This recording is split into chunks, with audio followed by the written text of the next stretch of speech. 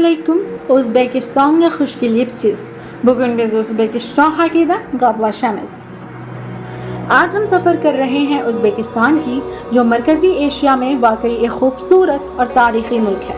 हिंदुस्तान से चंद घंटों की परवाज़ पर मौजूद ये सरज़मीं सदियों से तहज़ीबों, तिजारत और इल्म का मरकज़ रहा है।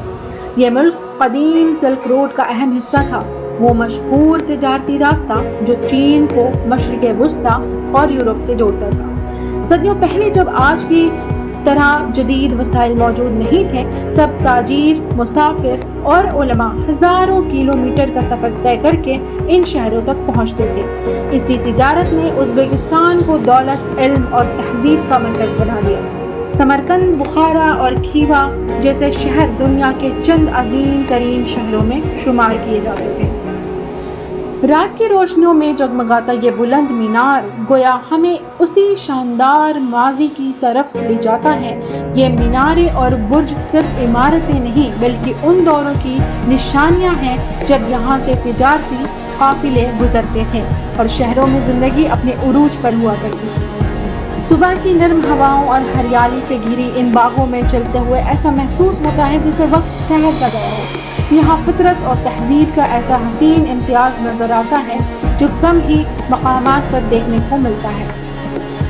और फिर सामने उभरता है ये शानदार गुंबद, अजीम मीनारें और दिलकश इमारतें। इनका हुस्न सिर्फ ज़ाहिरी नहीं, बल्कि हर इमारत अपने अंदर सदियों की कहानियाँ समेटे हुए है। इन दीवारों ने सल्तनतों का उरूज और ज़वाल देखा है, उलमा की महफिलें देखी हैं और तारीख़ के बेशुमार अहम लम्हात अपनी आँखों से गुजरते देखे हैं। उज़्बेकिस्तान की तारीख़ का जिक्र हो या अमीर तैमूर का नाम ना आए, ये मुमकिन नहीं। इसी सरज़माने में या इसी सरज़मीन में से उठने वाले अजीम सिपह सालार अमीर तैमूर ने एक वसी सल्तनत की बुनियाद रखी थी।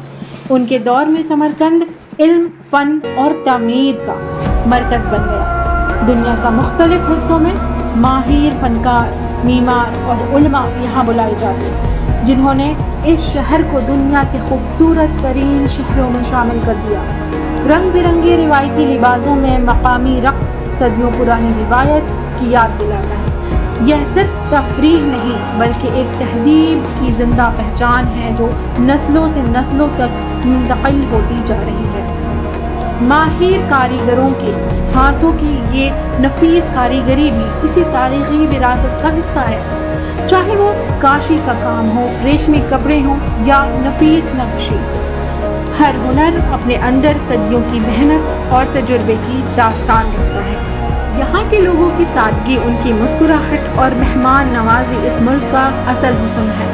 आज भी जब कोई मुसाफिर यहाँ आता है तो उसे सिर्फ इमारतें ही नहीं, बल्कि लोगों के अखलाक और मोहब्बत भी अपनी तरफ मुतवज्जा कर लेती हैं। इन पुरअमान बस्तियों और रोशन चेहरों को देखकर अंदाज़ा लगाना मुश्किल हो जाता है कि यही सरज़मीन कभी अजीम जंगों, फतहों और सल्तनतों की मरकज़ रही थी।